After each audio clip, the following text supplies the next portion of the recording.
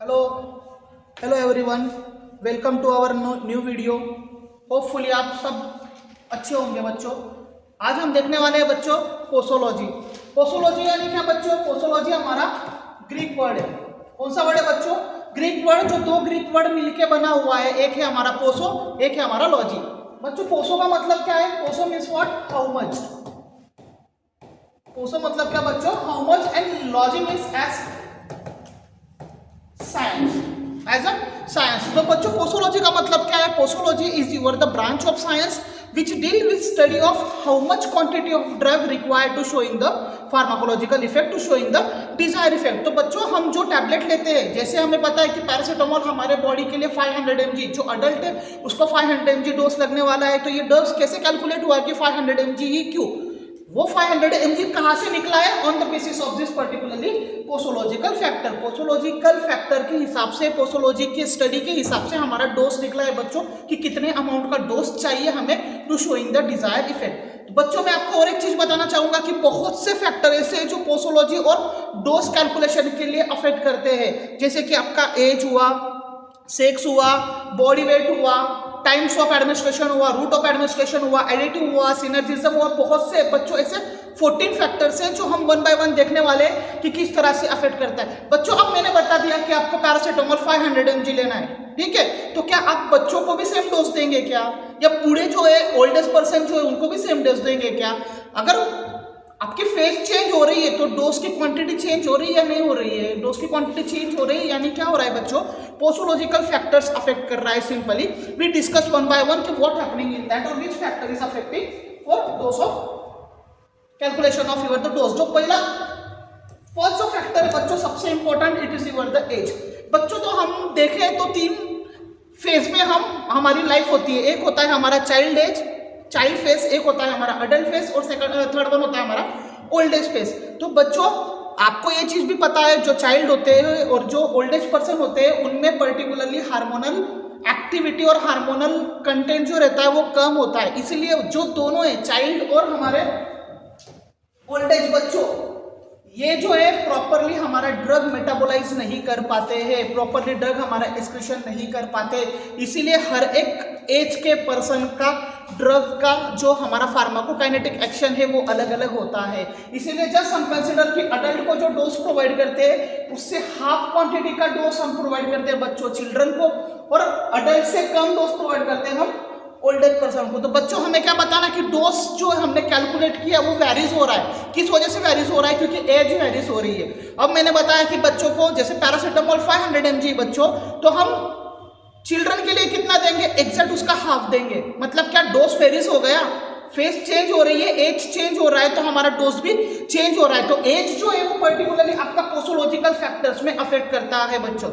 Adult को higher amount में dose लगता है, चिल्ड्रन को उससे हाफ अमाउंट ऑफ डोज लगता है, और ओल्ड एज को बच्चों उससे अडल्ट से कम अमाउंट का डोज लगता है। तो आपका एज डेफिनेटली फैक्टर अफेक्ट करता है बच्चों। ये हमारा फर्स्ट नंबर का फैक्टर। तो बच्चों हमारा जो सेकंड नंबर का फैक्टर है सबसे important is your the sex. बच्चों you heard about it, the 2 sex is here. First is your the male, second one is your the female. तो बच्चों हम मेल के अंदर तो कोई स्पेशल साइकिल्स और स्पेशल केस और फेशियल फेस तो नहीं होते जिस तरह से फीमेल्स में होते हैं। फीमेल्स में जैसे बच्चों हमारा मेंस्ट्रुअल साइकिल कैरी होता है, प्रेगनेंसी होती है, लैक्टेशन होता है। तो बच्चों ये तीनों फेज जो है वो फीमेल में होते हैं। जब ऐसे स्पेशल फेज आते हैं फीमेल के अंदर, जब ऐसे फेजेस आते हैं फीमेल के अंदर, तब हमें स्पेशली डोज कैलकुलेशन, कौन से ड्रग प्रोवाइड करना है, ये सारे फैक्टर्स को अंडरस्टैंड कंसिडरेशन करना ही पड़ता है फिजिशियन को।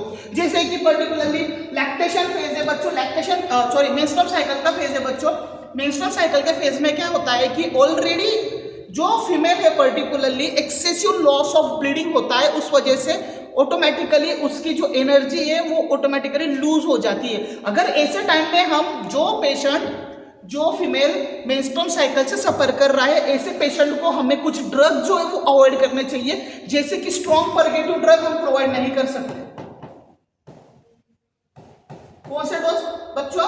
स्ट्रॉन्ग परगेटिव ड्रग यानी क्या? ऐसा ड्रग है जो आपका इवैक्यूएशन स्टार्ट करता है। इवैक्यूएशन यानी क्या? जिस तरह से डायरिया होता है, डिसेंट्री होता है ना बच्चों, लूज मोशन जिस तरह से स्टार्ट हो जाते हैं, और आपको पता है ना लूज मोशन के वजह से भी ह्यूमन एनर्जी ड्रॉप होती है, human particularly blood pressure drop होता है। पहले ही मेंस्ट्रुअल साइकिल में ब्लीडिंग होने के वजह से automatically they feel the very loose, और ऐसे टाइम पे अगर फिजिशियन ने स्ट्रॉन्ग परगेटिव प्रोवाइड कर दिया तो पर्टिकुलरली डबल लूजनेस प्रोड्यूस हो सकती है। तो इन that the case of specially female आपको कंसिडरेशन करना पड़ेगा मेंस्ट्रुअल साइकिल्स। सेकंड फेज है बच्चों हमारे फीमेल्स में आता है जो प्रेगनेंसी। ओके, सेकंड फेज आता है बच्चों हमारा प्रेगनेंसी। तो हम प्रेगनेंसी में अल्कोहल प्रोवाइड नहीं कर सकते हैं, अल्कोहल एंड बारबिचुरेट हम प्रोवाइड नहीं कर सकते। जब फीमेल प्रेगनेंसी में सफर कर रही है, प्रेगनेंसी है, तो हम अल्कोहल और बारबिचुरेट प्रोवाइड नहीं कर सकते बच्चों।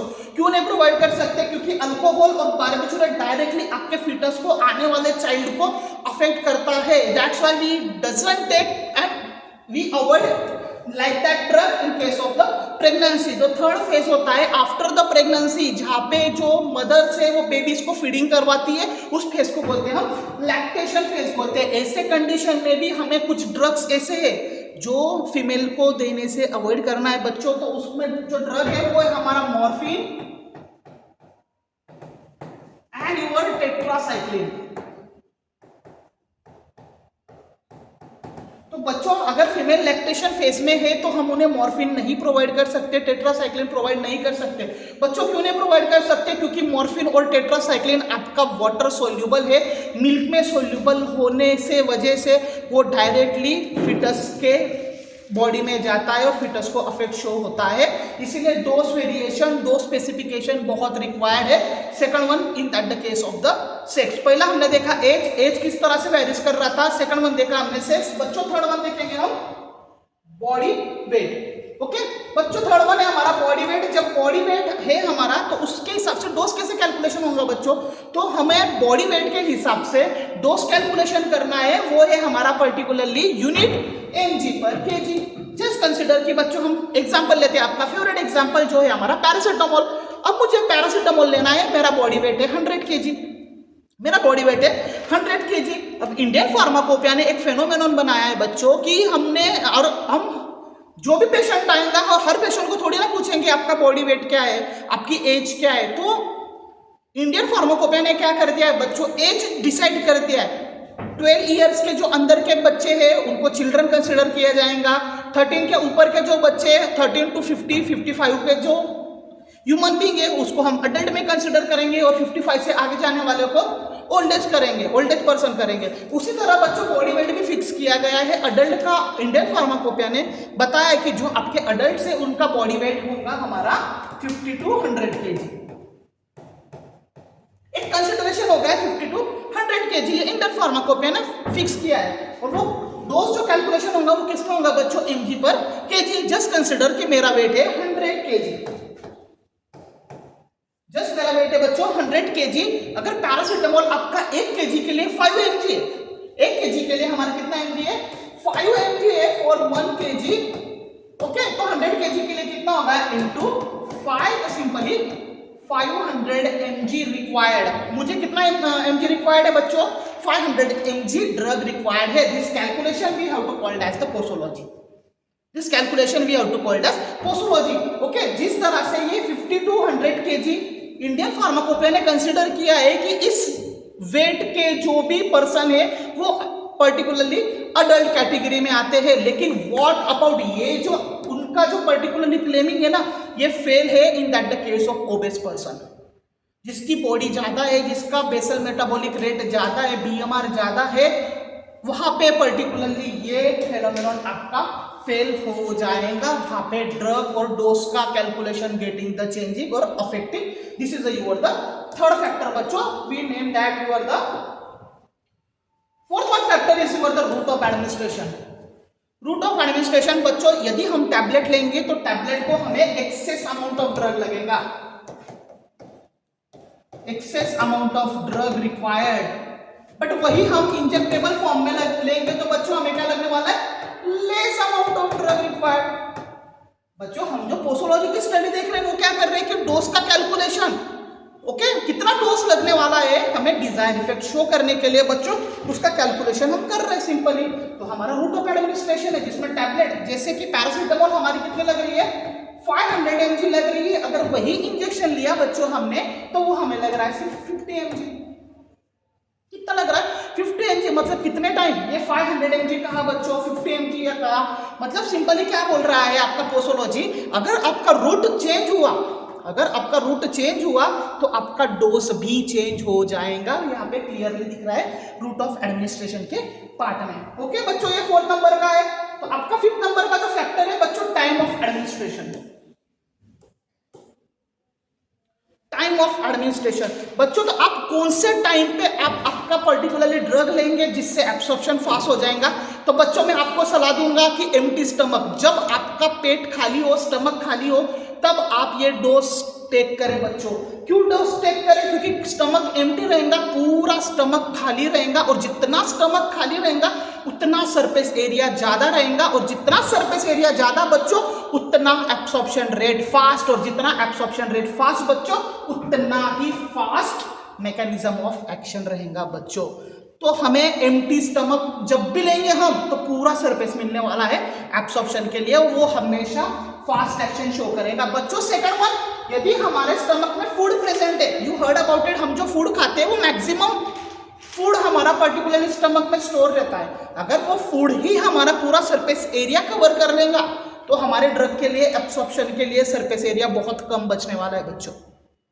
और सरफेस एरिया कम बचा तो ड्रग एब्सॉर्प्शन के लिए फेनोमेनॉन, ड्रग एब्सॉर्प्शन हमारा कम होगा, और ड्रग एब्सॉर्प्शन अगर कम होगा तो उसका इफेक्ट भी बच्चों हमें स्लो दिखेगा। इसलिए हम कौन से टाइम पे डोज लेना चाहिए बच्चों, they also affecting your the dose of calculating of your the dose of drug. This is your 5th one बच्चों। 6th नंबर का आपका प्रॉब्लम है, it is your the 6th number का फैक्टर जो है बच्चों इमोशनल फैक्टर। आप मुझे बताओ बच्चों सबसे ज्यादा रोने का काम कौन करता है, सबसे ज्यादा इमोशनल कौन होता है, मेल या फीमेल? डेफिनेटली कुछ बोला तो रोने लग जाते हैं, कुछ बोला तो इमोशनल होने लग जाते हैं, ऐसे कौन होते हैं बच्चों? डेफिनेटली कौन? यस फीमेल होते हैं। और आप देख लेना दुनिया में जहां पे भी फीमेल जहां पे भी रोई है वहां बहुत कुछ इतिहास उन्होंने खड़ा किया है। तो बच्चों आप यहाँ पे भी देख सकते हो, तो फीमेल आप जहां पे भी जाओ, फीमेल हमारा क्या है, मोस्टली इमोशनल पर्सन है। ओके इमोशनल पर्सन है, और हमारा जो पैरामीटर्स है वो यही बोलता है भाई जो फीमेल है, जो मोर इमोशनल है, उनको लेस अमाउंट ऑफ ड्रग चाहिए। ओके क्या चाहिए बच्चों? लेस अमाउंट ऑफ ड्रग चाहिए। क्यों? क्योंकि वो बहुत सेंसिटिव होते हैं। ओके क्योंकि वो बहुत सेंसिटिव होते हैं। लेकिन हर जगह जाओ तो आपको क्या है, female empowerment, woman empowerment, woman empowerment, लेकिन डोज लेने का टाइम कम डोज दो बच्चों उनको, हाँ कम डोज दो। क्यों? क्योंकि वो इमोशनल है, सेंसिटिव है, और जो इमोशनल और सेंसिटिव होता है बच्चों उनको क्या लगता है, लेस अमाउंट ऑफ ड्रग लगता है, less amount of drug required. क्यों भाई? क्योंकि वो सेंसिटिव है, क्योंकि वो इमोशन से। हाँ गवर्नमेंट ने भी सारे स्कीम उनको ही किया है, लाड़की बहन योजना, बाकी के सारी योजना, वहां पे भी कंसेशन, यहाँ पे भी कंसेशन। भाई ड्रग भी खाओ तो मेल ही ज्यादा खाओ ड्रग, ठीक है? क्यों भाई? क्योंकि वो इमोशनल है इसीलिए। तो emotional factor is also affecting in that the case of to calculating the dose of drug बच्चों। This is your the number 6। Number 7 factor है बच्चों टाइम ऑफ एडमिनिस्ट्रेशन। बच्चों टाइम ऑफ एडमिनिस्ट्रेशन हमारे इन्वायरमेंट के हिसाब से दो ही टाइम होता है, एक होता है दिन, एक होता है रात, एक होता है डे लाइट, एक होता है नाइट लाइट। ओके अब बच्चों ये जो डे लाइट से और नाइट लाइट से मैं सिडेटिव और हिप्नोटिक ड्रग ले रहा हूं बच्चों। कौन सा? सिडेटिव और हिप्नोटिक ड्रग। बच्चों आपके लैंग्वेज में सिडेटिव और हिप्नोटिक ड्रग यानी क्या? नींद आने की दवा। बच्चों हम नींद आने की टैबलेट कब लेते हैं? सुबह मॉर्निंग में ले लेंगे, जैसे ही उठे ब्रश किया, नाश्ता किया और सुबह ले ले फिर से सोना पड़ जाएगा ना आपको। तो जितना आप रात को सो पाते उतना ही मॉर्निंग में सो पाओगे क्या वो टैबलेट लेने के बाद? नहीं सो पाओगे ना। तो बच्चों यहाँ पे हमारा डे लाइट और नाइट लाइट में और डार्क लाइट में क्या फर्क है? यदि हम ऐसे ड्रग सिडेटिव हिप्नोटिक ड्रग हम पर्टिकुलरली डे लाइट में देते, वो एक्टिवेट तो होंगे लेकिन वो उनका एक्शन 100% नहीं दे पाएंगे, जितना पूरा 100% एक्शन नाइट में देंगे। बच्चों मैं एक एग्जांपल बताना चाहता हूँ कि मेरी नॉर्मल स्लीप है 4 आवर्स की in condition of day, in condition of night. बच्चों मैं नॉर्मल 4 घंटे सो पा रहा हूँ, ओके। मुझे चाहिए कम से कम 8 घंटे की नींद, मुझे चाहिए बच्चों 8 घंटे की नींद। मैंने सेडेटिव जो है वो लिया मैंने डे लाइट में, ओके। डे में वो सेडेटिव ड्रग तो हमारा एक्टिवेट होगा, स्टिमुलेट तो होगा, लेकिन वो पूरी एक्शन नहीं दे पाएगा। वो कितने एक्शन दे पाएगा? 2 घंटे मेरी नींद बढ़ेगी उसमें, तो कितना हुआ हमारा 6 घंटा, क्योंकि उसका जो एक्शन है वो 4 घंटे बढ़ाने वाला है, 4 घंटे इंड्यूस करने वाला है। लेकिन हमने दिन में लिया तो हमारा इन्वायरमेंटल फैक्टर और टाइम्स जो है वो पर्टिकुलरली अफेक्ट किया। वो अफेक्ट करने की वजह से क्या हुआ कि दिन में लिया तो 4 + 2 6 घंटे बढ़ी। अगर वही मैं नाइट में लेता हूं तो 4 घंटे मतलब पूरा 100% सेडेटिव एक्शन शो कर रहा है आपका ड्रग स्टिमुलेट होने के बाद, और वो कितना हो जा रहा है 8 घंटे। मतलब दिन में लिया तो 2 घंटे एक्शन बढ़ाया, ओके, और रात में लिया तो कितना बढ़ाया 4 घंटे एक्शन बढ़ाया। तो बच्चों यहाँ पे हमारा time of administration is also matter at the time of calculating the dose of drug. बच्चों तो आपको सिंपली अंडरस्टैंड हो रहा है कि किस तरह से हमारा एज ने अफेक्ट किया है, किस तरह से हमारे सेक्स ने अफेक्ट किया है, किस तरह से बॉडी वेट ने अफेक्ट किया है, रूट ऑफ एडमिनिस्ट्रेशन अफेक्ट कर रहा है, टाइम ऑफ एडमिनिस्ट्रेशन अफेक्ट कर रहा है। बच्चों हर फैक्टर्स आपके अफेक्ट करते जा रहे हैं, 1 बाय 1 हम वो क्लियर करते जा रहे हैं। बच्चों अब हमारा जो नेक्स्ट फैक्टर है, हमारा जो नेक्स्ट फैक्टर है बच्चों 8 नंबर का, this is we have to called as additives. बच्चों ये जो क्वेश्चन है एडिटिव, सिनर्जिज्म एंड एंटागोनिज्म, ये तीनों जो फैक्टर्स है बच्चों, ये तीनों फैक्टर बहुत इंपॉर्टेंट है, तीनों फैक्टर हमारे बहुत इंपॉर्टेंट है। अब इंडिविजुअल एक्शन बच्चों हमने 2 ड्रग लिया, एक लिया हमने पैरासिटामोल और एक ड्रग लिया हमने कोई भी एंटासिड ले लो, एंटासिड लिख देता हूं मैं, ओके। बच्चों जब पैरासिटामोल हम सिंगल ले रहे हैं तो वो उसका 100% इफेक्ट दे रहा है, यस बच्चों उसका 100% इफेक्ट दे रहा है। एंटासिड हम सिंगल ले रहे हैं तो बच्चों वो भी 100% इफेक्ट दे रहा है, यस बच्चों 100% इफेक्ट दे रहा है। यदि दोनों को हमने कॉम्बिनेशन कर दिया, ओके, एक ही टैबलेट में हमारा पैरासिटामोल भी डाल दिया, एक ही अमाउंट में अगर हमने एंटासिड भी डाल दिया बच्चों, तो दोनों टैबलेट हमने साथ में डालने के बाद दोनों कॉम्बिनेशन में उसका एक्शन कितना होगा, इट्स 100 + 100। अगर ये 200 हो गया तो उस इफेक्ट को बोलेंगे हम additives. What do you mean by the additives? When you have to take 2 or more drug in a combination like a paracetamol upper side and antacid lower side, हम जो 2 ड्रग ले रहे हैं कॉम्बिनेशन फॉर्म में, उसकी जो pharmacological action है, ये कॉम्बिनेशन की जो फार्माकोलॉजिकल एक्शन है ये क्या है, इक्वल है। ये क्या है, इक्वल है। किससे इक्वल है? उनकी इंडिविजुअल एक्शन से। ये 100% शो कर रहा है, ये 100% शो कर रहा है, दोनों को कंबाइन किया तो उसके एक्शन ऑटोमेटिकली 200% आ रहे, that's mean called as equal action, जिसको हम बोलेंगे बच्चों एडिटिव्स। 100 + 100 और कॉम्बिनेशन में दिया तो 100 इट्स इक्वल टू 200, जिसको हम बोलेंगे एडिटिव रिएक्शन। बच्चों what about the synergism? What about the synergism? तो बच्चों यहाँ पे सिनर्जिज्म की एक्टिविटी जो रहती है वो बढ़ जाती है, ओके। Combination activity increases. किससे इंक्रीज हो रहे भाई? उसके इंडिविजुअल इफेक्ट से, उसके इंडिविजुअल इफेक्ट से, ओके। अब जैसे कि 2 ड्रग लिया हमने, जस्ट कंसीडर कि पैरासिटामोल और यही लिया, अगर ये 100 है 100 200% है, अगर उसको कॉम्बिनेशन में लिया बच्चों तो वो 1 + 1 = 3, मतलब 100 + 100 = 300 एक्शन शो करने वाला है। जैसे कि बच्चों आप एग्जांपल ले लो हमारा लिडोकेन, लिग्नोकेन, ओके, जो भी लोकल एनेस्थेटिक है। लोकल एनेस्थेटिक यदि हम एड्रेनालिन के साथ देते हैं बच्चों, लोकल एनेस्थेटिक हम एड्रेनालिन के साथ देते तो एड्रेनालिन क्या करता है, लोकल एक्शन का इफेक्ट बढ़ा देता है बच्चों। मतलब क्या, वो 2 घंटे में अगर वो पर्टिकुलरली एक्सटेंड होने वाला था तो वो 3 घंटे में एक्सटेंड होता है बच्चों। यानी क्या, दोनों को कॉम्बिनेशन दिया तो उसने क्या किया कि लोकल एनेस्थेटिक की एक्टिविटी बढ़ा दी then the individual, that is we have to called as synergism. अगर एडिटिव की बात किया 1 + 1 = 2, ओके। इसकी बात करूं 1 + 1 = 3, इसमें एक्शन बढ़ रही है, इसमें इक्वल रह रही है, इक्वल यानी एडिटिव्स, और जिसमें एक्शन बढ़ रही है उसको बोलते हैं सिनर्जिज्म। तो बच्चों ये हमारा 9 नंबर का factor, it is the synergism, okay बच्चों। तो 10 नंबर का फैक्टर है भाई एंटागोनिज्म। अब हमने क्या देख लिया, 1 + 1 2 एक्शन शो कर रहा है, 1 + 1 3 एक्शन शो कर रहा है, बट यहाँ पे क्या हो रहा है, 1 + 1 = zero. What do you mean by the antagonism बच्चों? एंटागोनिज्म यानी क्या?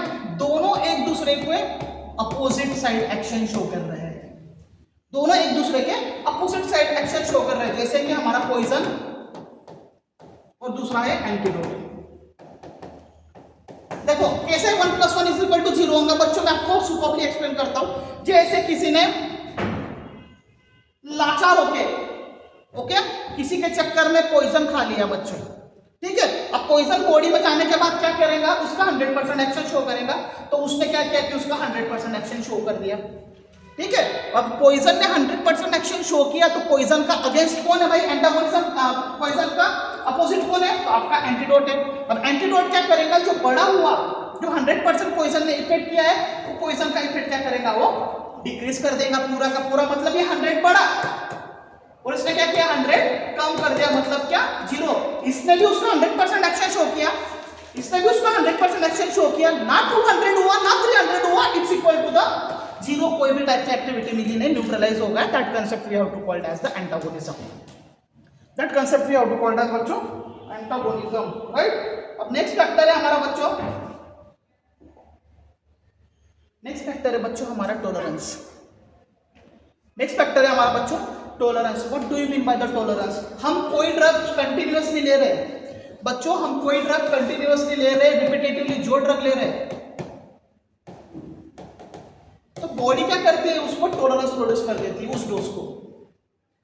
जैसे कि बच्चों कि हम 500 mg पैरासीटामोल ले रहे हैं डेली फॉर लॉन्ग टाइम। अब लॉन्ग टाइम लेने के बाद पैरासीटामोल जब हम ले रहे थे तो इफेक्ट मिल जा रहा था, लेकिन बॉडी ने क्या किया? इस 500 mg पैरासीटामोल को टॉलरेंस प्रोड्यूस कर दिया। अब बच्चों टॉलरेंस प्रोड्यूस कर दिया तो अब आपको क्या चाहिए कि लार्ज अमाउंट ऑफ ड्रग चाहिए। अगर सेम एक्शन चाहिए जो 500 mg में रिलीफ हो जाता था, टॉलरेंस प्रोड्यूस होने के बाद आपको 650 mg लेना पड़ेगा। मतलब क्या? 500 mg से लार्ज अमाउंट ऑफ डोज लेना पड़ेगा टू शोइंग द इफेक्ट। मतलब डोज बदल गया आपका, टॉलरेंस प्रोड्यूस हुआ तो बच्चों डोज बदल गया। जो 500 mg में एक्शन देने वाला था वो कितने में एक्शन दे रहा है? अभी 650 mg में दे रहा है। मतलब डोज चेंज हो गया आपका, क्वांटिटी ऑफ ड्रग चेंज हो गई because of the tolerance. It is your the number 11 factor बच्चों। Number 12 factor is your the idiosyncrasy. What do you mean by the idiosyncrasy? It is your the extra ordinary response.